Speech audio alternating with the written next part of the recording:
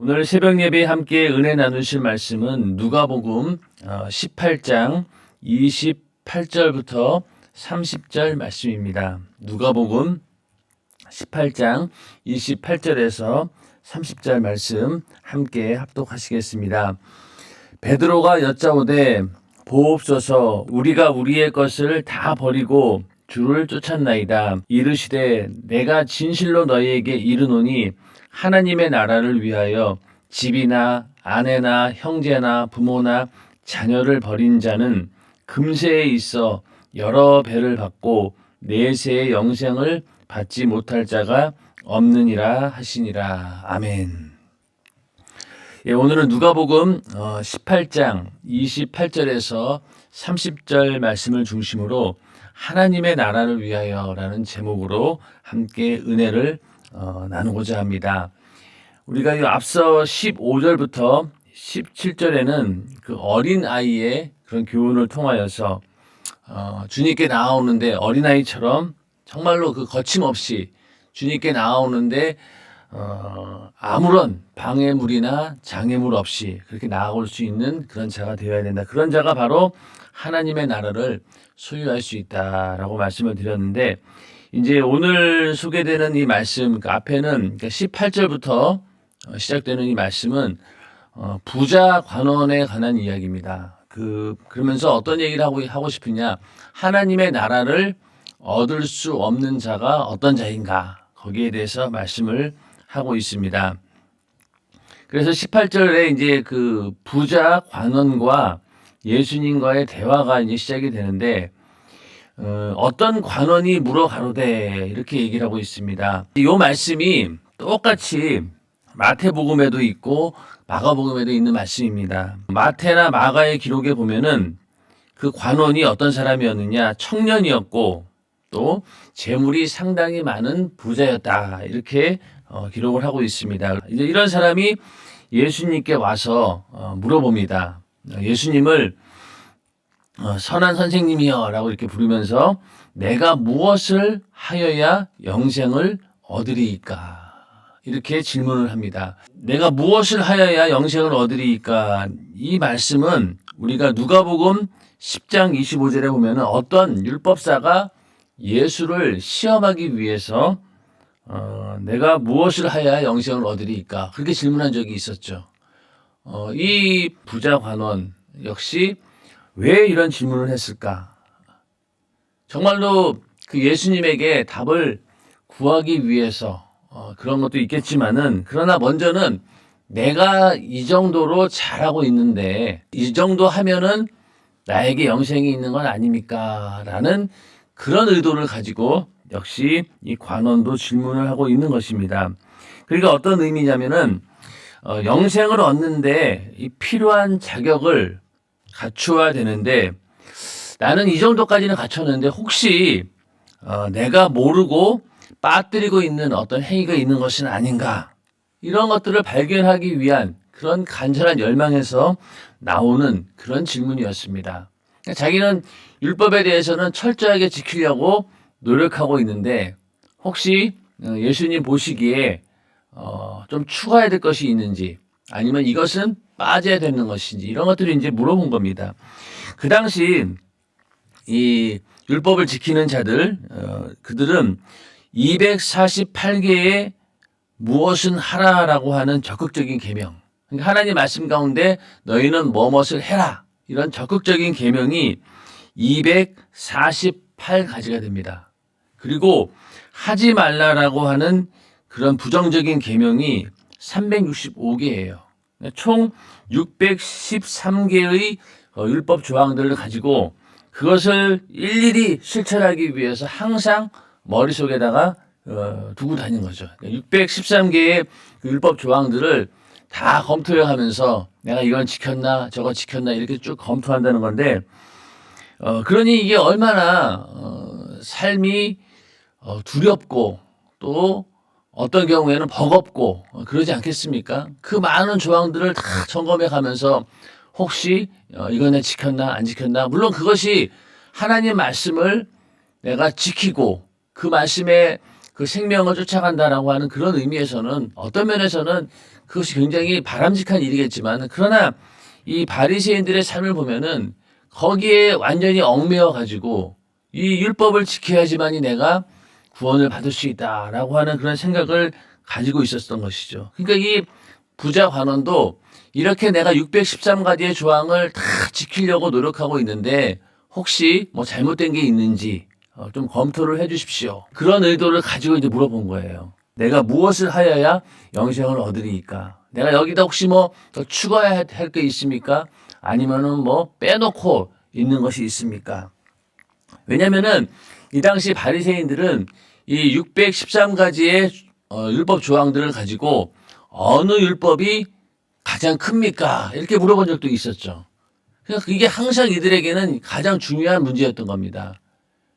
그리고 그 율법 조항으로 끝나는 것이 아니라 그 율법 조항을 근거해서 또 자기들이 만들어 놓은 수많은 규범들이 있기 때문에 그것까지 다 지키려고 하면은 정말로 버거운 일이었죠. 그러다 보니 바리새인들 가운데서 탈락하는 사람들이 많았고, 결국은 바리새인들은 나는 이 정도까지 지킨 사람이다 라면서 자기 의를 드러내는 그런 지경에 이른 것입니다.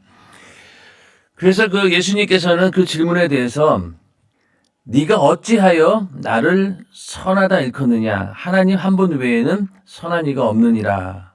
이러면서 내가 계명을 안 하니 간음하지 말라, 살인하지 말라, 도적질하지 말라, 거짓 증거하지 말라, 내 부모를 공경하라 하였느니라. 이렇게 대답하셨어요. 예수님께서 이제 계명에 대한 얘기를 하고 있는데 여기서 언급한 내용은 10계명 중에서 5번째부터 9번째 계명에 해당합니다. 그 모세가 받았던 돌판이 2가지였는데 첫 번째부터 5번째까지는 하나님과 인간과의 관계 속에서 지켜야 되는 그런 계명을 말씀하고 있고, 두 번째 돌판은 6번째부터 10번째까지죠. 거기에는 주로 사람과의 관계 속에서 어떤 우리가 행해야 되는 그런 의무, 이런 것들을 규정하고 있습니다. 근데 예수님께서 앞에 있는 1계명부터 5계명에 있는 그 계명의 말씀은 물어보지 않으시고 또 5번째부터 9번째 계명, 이걸 물어본 거예요. 뒤에 있는 것들. 이게 왜 그랬을까요? 이게 차라리 처음부터 네가 우상 숭배를 하지 않았느냐, 뭐 이런 쪽으로 해서 처음에 하나님과의 관계에서 그런 계명을 물어보지 않으시고 뒤에 있는 계명들을 물어보셨어요. 거기에는 뭐 여러 가지 의도가 있겠지만은 하나님께서 생각하시기에 사람들과의 관계 속에서 있는 율법도 제대로 지키지 못하는데 어떻게 하나님을 향해서 그런 율법들을 제대로 지킬 수 있겠느냐, 그런 의도로 인간과의 관계 속에서 해당되는 그런 율법, 그 가운데서도 5계명부터 9번째 계명까지만 말씀을 물어보고 있는 겁니다. 요한일서 4장 20절에 보면은요, 누구든지 하나님을 사랑하노라 하고 그 형제를 미워하면 이는 거짓말하는 자니 보는 바 그 형제를 사랑치 아니하는 자가 보지 못하는 바 하나님을 사랑할 수가 없느니라. 그러니까 눈에 보이는 그 형제를 사랑치 않는 자가 눈에 보이지 않는 하나님을 절대로 사랑할 수 없다라는 것을 이미 주님은 아신 겁니다. 그러니까 그 뒤에 있는 계명만 지켰는지 안 지켰는지 봐도 앞에 하나님과의 관계는 그것으로 충분히 알 수 있다라고 하는 그런 내용이죠. 그런데 여기에 대해서 이 부자 관원이 어떻게 얘기를 했느냐? 여짜오되 이것은 내가 어려서부터 다 지키었나이다. 이렇게 자신 있게 대답을 합니다. 이 부자 관원의 문제는요, 너무 자신감이 넘친다는 게 문제예요. 자, 율법을 어느 인간이 다 지킬 수 있습니까? 자기는 다 지켰다라고 얘기하지만은 여기에서 솔직한 얘기로 다 지켰습니까? 이게 지킬 수 있는 일입니까? 왜냐? 예수님께서 요구하시는 율법의 기준은 이거보다도 더 광범위하죠.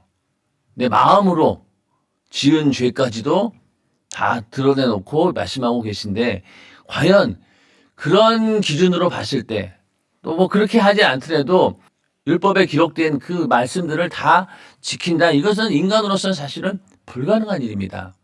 자, 사도 바울의 예를 들어보면요. 사도 바울은 빌립보서 3장 5절에서 6절에 내가 8일 만에 할례를 받고 이스라엘의 족속이요 베냐민의 지파요 히브리인 중에 히브리인이요 율법으로는 바리새인이요 열심으로는 교회를 핍박하고 율법의 의로는 흠이 없는 자로라. 이렇게 자기는 알고 있었어요. 그가 예수를 만나기 전에는 율법의 의로는 흠이 없는 자라고 믿고 있던 자부하던 그런 자였습니다. 사도 바울이. 그런데 그가 예수를 만나고 나서 어떻게 바뀌었냐면요. 로마서 7장에 보면은 우리가 율법은 신령한 줄 알거니와 나는 육신에 속하여 죄아래 팔렸도다. 그러니까 율법이 신령하고 거룩한 것인 것을 알고 그것을 내가 지키려고 아무리 노력을 했지만은 육신에 속했기 때문에 늘 죄를 짓고 만다라는 고백이죠. 로마서 7장 18절에 보면은요. 내 속 곧 내 육신에 선한 것이 거하지 아니하는 줄을 아노니 원함은 내게 있으나 선을 행하는 것은 없노라. 그래서 오라 나는 공고한 자로다. 이렇게 고백을 합니다. 내가 간절히 원하긴 하지만은 율법을 완벽하게 지켜보려고 그렇게 평생을 노력해 왔지만은 그러나 그 원함은 내게 있으나 선을 행하는 것은 없다는 거예요. 율법을 지키고자 하는 그런 마음과 그런 소망은 있지만은 그걸 이루기에는 역부족이라는 거예요. 도저히 할 수 없다라고 자기 자신을 포기하는 그런 고백이 나옵니다. 예수님께서는 지금 이 부자 관원으로 하여금 이런 고백을 듣고 싶으셨던 거예요. 오늘날 우리에게도 마찬가지입니다. 어느 누구가 어떤 인간이 율법을 100% 완전히 지킬 수 있는 자가 있겠습니까? 없습니다. 내 몸과 마음과 목숨을 다해서 하나님을 사랑하라고 했는데 그 말씀 지키는 자가 있나요? 이웃을 내 몸과 같이 사랑하라고 했는데 거기에 대해서 완벽하게 지킬 수 있는 자가 과연 있을까요? 인간의 힘으로는 할 수 없어요. 그런 것을 전제하에 예수님께서는 이 질문을 하신 거예요. 그런데 이 부자 간호는 어리석게도 내가 어려서부터 다 지켰다라고 자신만만하게 얘기하지만은 그러나 예수님 보시기에 허점투성이고 전혀 아닌데 그렇게 오해하고 있다는 것 자체가 너무너무 안타까우신 거죠. 그래서 22절에 가서요, 예수께서 이제 대답을 하십니다. 예수께서 이 말을 들으시고 이르시되 네가 오히려 한 가지 부족한 것이 있으니 내게 있는 것을 다 팔아 가난한 자들을 나눠주라. 그리하면 하늘에서 보화가 내게 있으리라. 그리고 와서 나를 쫓으라 하시니. 자, 여기서 한 가지 부족한 것이 있다. 이 얘기는 뭐냐면은 내게 한 가지 남은 게 있는데 그게 바로 뭐냐. 아까 5제부터 9제까지 계명을 물어봤잖아요. 그럼 하나 남은 게 뭐예요? 10번째 계명입니다. 근데 10계명 중에서 10번째 계명이 뭐냐면은 내 이웃의 집을 탐내지 말지니라. 이게 이웃의 것들을 탐내는 탐욕, 탐심 이것을 경계하고 있습니다. 그런데 이 부자는 바로 여기에 딱 걸린 거예요. 그러니까 재물이 곧 하나님보다 더 중요한 우상이 된 거죠. 그래서 탐심은 우상 숭배다라고 이렇게 말씀하고 있지 않습니까? 그러니까 이 부자 간호는 모든 율법을 준수한 것 같지만은 실제로 그 재물 때문에 이웃을 사랑하고 하나님을 사랑하라고 하는 그 율법의 강령은 지키지 못하는 거예요. 그리고 이 당시 바리새인들이 부유를 누리고 있었는데 그것이 자기들이 열심히 노력해서 그런 얻은 부유도 있겠지만은 그러나 많은 것 가운데 이웃의 토지를 자기 것으로 취하거나 또 이 이스라엘의 토지는 영구 매매가 안 돼요. 그리고 언젠가 나중에 그 사람이 돌려달라고 하면은 그것을 반환해 줄 의무가 있습니다.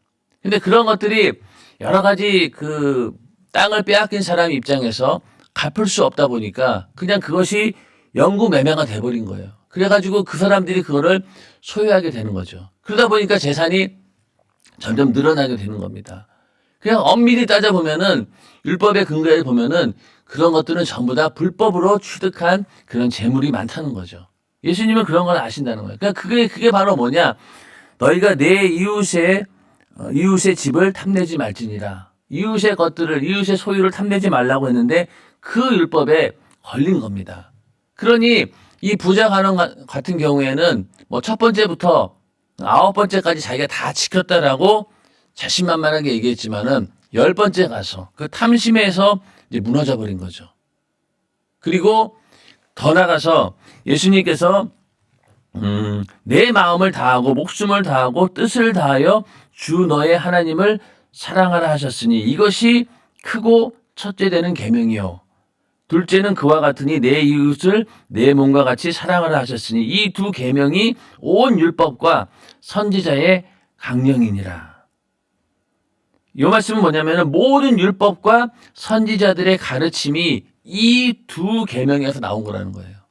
하나님을 사랑하고 내 이웃을 내 몸과 같이 사랑하고 이 두 계명에서 모든 계명이 다 나왔다는 겁니다. 그러니까 근데 지금 어때요? 이거 못 지키고 있는 거잖아요.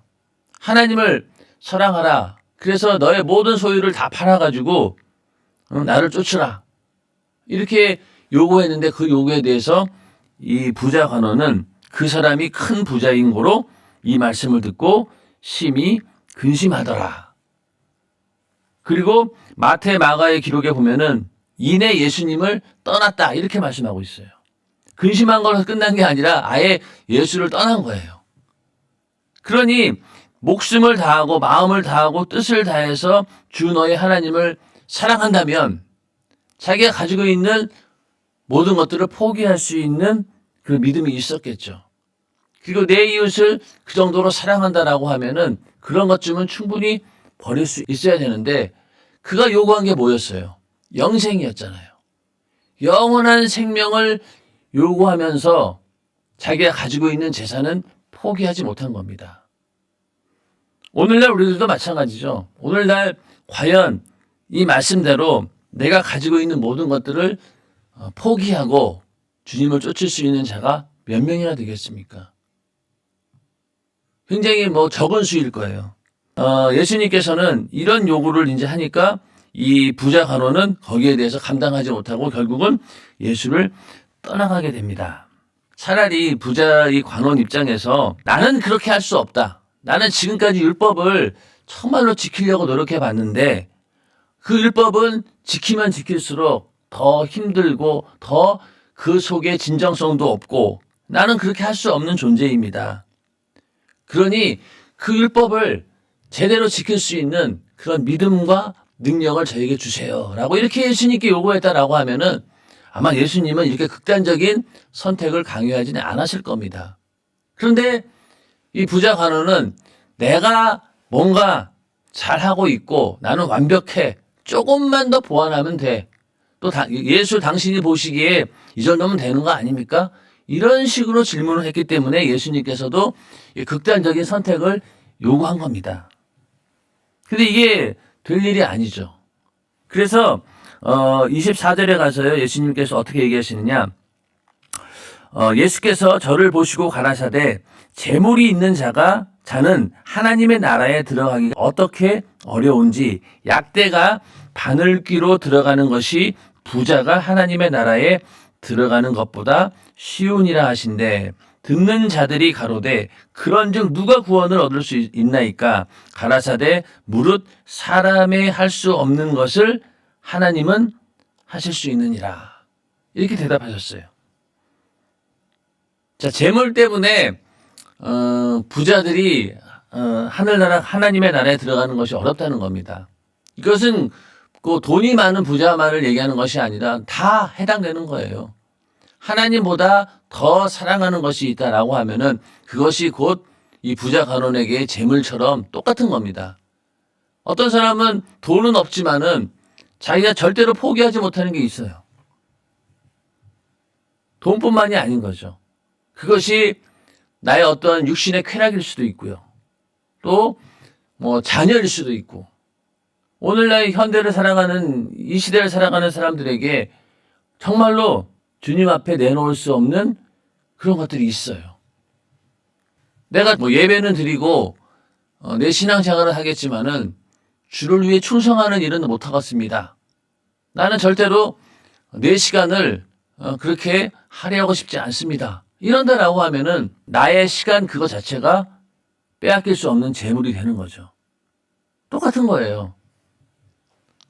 부자 같은 경우에는 돈이 많다는 이유 때문에 그것 때문에 하나님 나라에 들어가지 못하지만은 그러나 돈이 없는 사람이라고 해서 그러면 다 하나님 나라 들어갈 수 있습니까? 그게 아니라 절대로 내가 양보하지 못하는 그런 부분이 있다라고 하면은 그것을 내려놓아야 된다는 겁니다. 그거를 포기해야 된다는 거예요. 그래야지 예수의 제자가 될 수 있다는 겁니다. 우리는 이 말씀을 보면서 나의 삶을 비추어 보고 내가 과연 주님 앞에 다 목숨까지도 내놓겠다라고 고백했으면서 세월이 지나서 지금은 그렇지 않는 부분이 어떤 것인가? 내가 과연 언제든지 주님이 요구하실 때 다 내려놓을 수 있는 그런 믿음이 있는가? 우리는 정말로 살펴보아야 됩니다. 그래야지만이 예수의 제자가 될 수 있는 거예요. 자, 우리가 이 삶의 목적이 영생이다라고 하면은요, 영생은 영원히 사는 거죠. 이 땅에 살다가 죽어서 천국에 갔을 때 과연 내가 이 세상에서 움켜쥐고 있는 것들이 하나라도 쓸모 있는 것이 있습니까? 아무것도 없어요. 돈 가져갈 수 없죠. 다른 어떤 것도 가져갈 수 없습니다. 그러나 내가 이 땅에 있는 재물을 또 나에게 주어진 시간을 이 모든 것들을 주를 위해서 쓰고 하나님의 나라를 위해서 쓴다라고 하면은 사용한다라고 하면은 그것은 어떻게 됩니까? 내가 죽은 다음에 영생에 들어갔을 때 거기에서 오히려 30배, 60배, 100배 그 열매를 되어서 최고의 보상으로 하나님께서 해주신다고 하지 않았습니까? 그러니까 그것만이 남는 거잖아요. 그래서 우리가 이 땅에 살면서 과연 이 재물의 주인이 누구이고 정말로 영원의 때 영원히 남는 것이 어떤 것인가라는 것을 잘 분별해서 지혜롭게 대처하라라는 그런 말씀입니다. 그래서 이 모든 일들을 너희는 할 수 없다는 거예요. 결국은 사람이 할 수 없는 것을 하나님은 하실 수 있느니라 이렇게 말씀하고 있죠. 자, 전 재산을 팔고 그것을 가난한 자들에게 나눠주고 예수를 쫓는 삶, 그게 사람의 힘으로는 안 된다는 거예요. 그러니까 네가 아무리 율법으로 흠이 없는 자라고 우긴다 하고 네가 잘 지키는 것 같지만은 결정적인 것을 내놓지 못했기 때문에 너는 할 수 없는 자야. 그리고 그렇게 해서 구원을 얻는 것은 아니다. 율법적인 행위로 인해서 너희가 구원을 받을 수 있는 것이 아니라 구원은 하나님께서 하시는 일방적인 은혜이다. 라는 그런 말씀도 포함되어 있는 겁니다. 그러나 이 바리새인들은 율법을 잘 지켜서 그렇게 해서 구원을 받는 줄 알았던 거예요. 그러니까 그런 율법을 잘 지켜서 그런 바리새인과 같은 사람들이 하나님 나라를 얻지 못한다라고 하니까 이 제자들도 이게 너무나 의아한 거예요. 아니 그런 사람들이 구원 못 받으면 과연 누가 구원을 얻을 수 있나니까 이렇게 물어본 겁니다.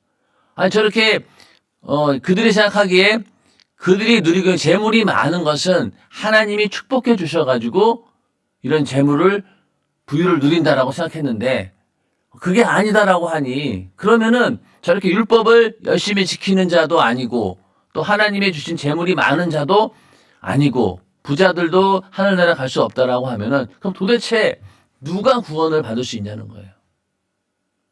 그래서 예수님께서 거기에 대해서 사람이 할 수 없는 것을 하나님은 하실 수 있느니라. 율법으로는 안 된다는 겁니다. 자, 그러면은 사람이 할 수 없다. 율법은 우리 인간이 아무리 지키려고 노력해도 완전히 지킬 수가 없습니다. 자, 앞에 이 부자 관원도 모든 계명을 다 지킨 줄 알았지만은 10계명 들이대니까 10번째 계명 들이대니까 거기에서 죄가 툭 튀어나온 거잖아요. 그러니까 안 되는 거예요. 613가지의 모든 조항을 다 지키려고 하다가 하나 잘못되면요 우르르 무너지는 것이 바로 인간의 율법의 행위입니다. 그게 율법은 지킬 수가 없어요. 그런데 하나님은 하실 수 있죠. 로마서 8장 1절부터 4절에 보면은요. 그러므로 이제 그리스도 예수 안에 있는 자에게는 결코 정죄함이 없나니 이는 그리스도 예수 안에 있는 생명의 성령의 법이 죄와 사망의 법에서 너를 해방하였음이라. 율법이 육신으로 말미암아 연약하여 할 수 없는 그것을 하나님은 하시나니 곧 죄를 인하여 자기 아들을 죄 있는 육신의 모양으로 보내어 육신의 죄를 정하사 육신을 쫓지 않고 그 영을 쫓아 행하는 우리에게 율법의 요구를 이루어지게 하려 하심이니라. 우리 인간은 할 수 없다는 거예요. 육신으로 말미암아 연약하여 할 수 없는 그것을 하나님은 하신다는 거죠. 어떻게? 예수 그리스도를 우리에게 보내주시고 그분의 죽음과 부활로 우리의 죄를 깨끗이 사해 주시고 그 율법의 정죄로부터 나올 수 있는 길을 열어주신 겁니다. 그래서 성령으로 행하는 자만이 율법의 요구를 온전히 이룰 수 있다는 거예요. 자, 그러면은 자기 소유를 다 팔고 그걸 가난한 자들에게 나눠주고 예수를 쫓는다라고 했을 때 그런 일들이 언제 벌어졌습니까? 실제로. 언제 벌어졌냐면요.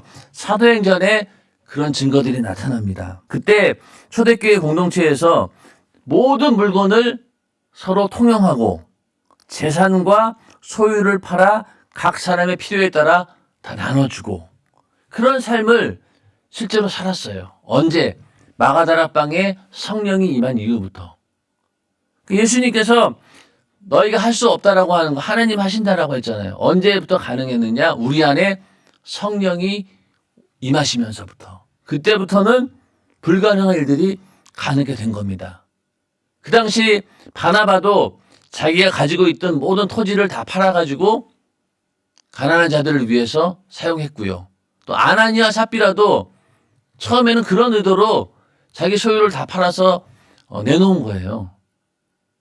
그런 일들이 굉장히 많았다는 거죠. 오늘날에도 마찬가지죠.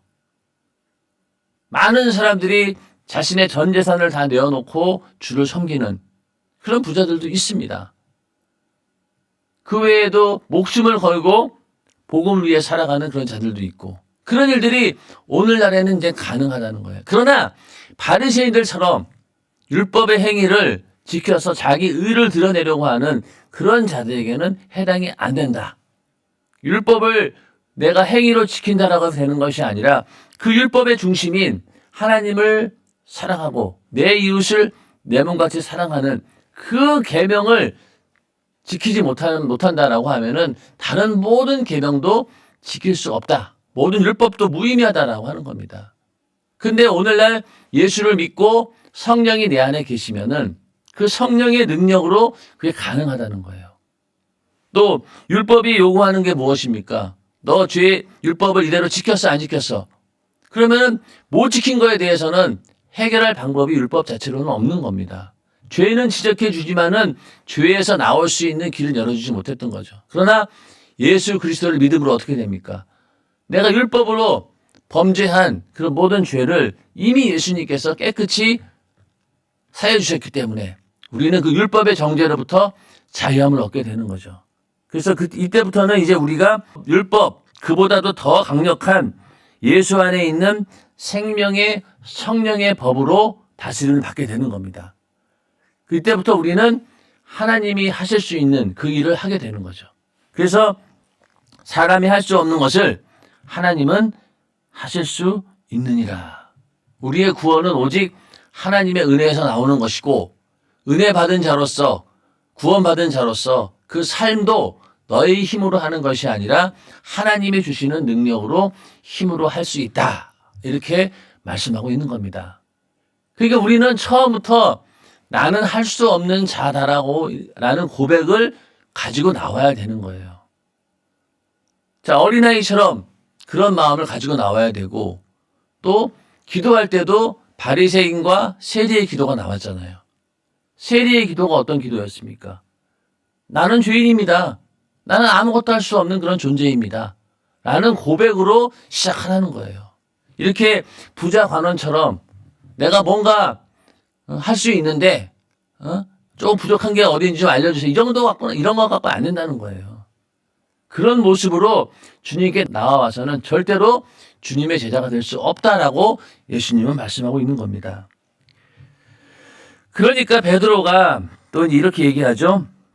베드로가 여짜오되 보옵소서 우리가 우리의 것을 다 버리고 주를 쫓았나이다. 이르시되 내가 진실로 너에게 이르노니 하나님의 나라를 위하여 집이나 아내나 형제나 부모나 자녀를 버린 자는 금세에 있어 여러 배를 받고 내세의 영생을 받지 못할 자가 없느니라 하시니라.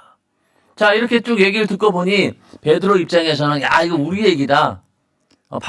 저 부자 간호는 못했지만은 우리는 우리 것을 다 버리고 주를 쫓았다. 그러면서 어깨를 으쓱하면서 예수님 앞에 이 얘기를 한 거예요.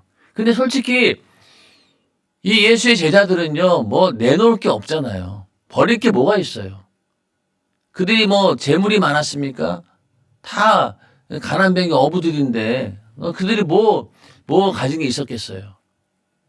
그런데 예수님께서는 그걸 뻔히 알면서도 그래 너희가 그렇게 너희의 모든 것을 버리고 쫓았으니 그런 자에게 금세에 있어서 여러 배를 받고 내세의 영생을 받게 될 것이다. 이렇게 말씀해주고 있습니다. 아마 이 제자들도 나중에 가서야 베드로 같은 경우는 정말로 나중에 성령 받고 나서야 이 말의 의미를 깨달았을 것입니다. 여기서 이제 금세에 있어 여러 배를 받고는 마가복음에는 100배를 받는다. 이렇게 얘기하고 있고 또 핍박을 겸하여 받는다. 이렇게 말씀하고 있죠. 그러니까 내세에 여러 배를 받고 누가는 이렇게 말하고 있지만은 100배의 보상 그리고 핍박을 겸하여 받을 것이다. 이렇게 얘기를 하고 있습니다. 그러면서 이 우리에게 주어진 영생을 얻기 위해서는 나의 모든 것들을 버려야 된다. 그렇다고 해서 우리가 가정도 팽개치고 직장도 팽개치고 이러는 얘기는 아니에요. 이 얘기는 뭐냐면은 우리의 모든 삶의 주관자가 하나님이시고 내가 가지고 있는 모든 것들이 내 것이 아니다. 나는 그것을 맡은 청지기에 불과하다. 이런 믿음을 가지고 인생을 살라고 하는 얘기입니다. 그리고 이 모든 것들을 어떻게 하면은 하늘의 상을 위해서 영생을 위해서 영원한 것으로 어떻게든 남겨놓을 수 있는 그런 지혜를 가져라라고 하는 그런 얘기죠. 그래서 고린도후서 6장 10절에 보면은요. 근심하는 자 같으나 항상 기뻐하고 가난한 자 같으나 많은 사람을 부유하게 하고 아무것도 없는 자 같으나 모든 것을 가진 자로다. 이게 바로 오늘날 그리스도인들의 모습이죠. 예수의 제자로서의 삶을 살아가는 그런 자의 모습. 아무것도 없는 자 같으나 모든 것을 가진 자로다. 이 말씀이 우리 가운데 이루어지기를 주님의 이름으로 축원합니다. 우리의 모든 것들을 다 내려놓고 이것이 주님이 주관하기를 간절히 바라는 마음으로 다 내려놓는다라고 하면은 하나님께서 우리에게 영생의 복을 주신다라고 하신 겁니다. 자, 오늘 이 말씀을 우리가 잘 이해해야 될 것이 우리는 일단 율법으로는 의로울 수도 없고 할 수도 없는 존재다. 그러나 나는 할 수 없으나 내 안에 계신 성령께서 하나님은 하실 수 있다. 그래서 우리는 언제든지 주님께 나아올 때 나는 아무것도 할 수 없는 그런 완벽하게 죄인이고 완전하게 무능한 자입니다라고 바싹 자기 자신을 낮춰야 된다는 겁니다. 그것이 그냥 가시적인 고백이 아니라 실제로 그렇습니다라는 고백을 가지고 나오는 자가 그런 자에게 하나님께서 구원의 은혜도 베푸시고 또 영생이라고 하는 축복도 주신다라고 하는 것이죠.